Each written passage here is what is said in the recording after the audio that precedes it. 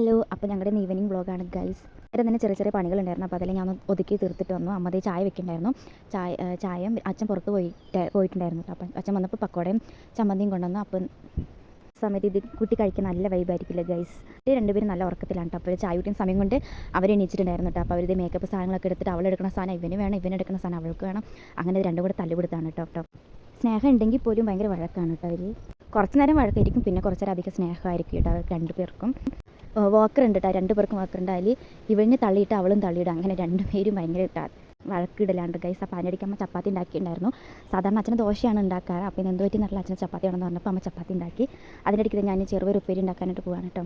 എനിക്കിപ്പോൾ ദോശയോട് വലിയ താല്പര്യമൊന്നും കേട്ടോ. അപ്പോൾ ഞാൻ ചോറായിരിക്കും അങ്ങനെ കഴിക്കാറ്. അപ്പോൾ ഞാൻ ചെറുപയർ വേവിക്കിട്ടുണ്ടായിരുന്നു കുക്കറിൽ. ഞാനിത് കടുക് താളിക്കാനായിട്ട് ഇതൊക്കെ സെറ്റാക്കി വെച്ചിട്ടുണ്ട്.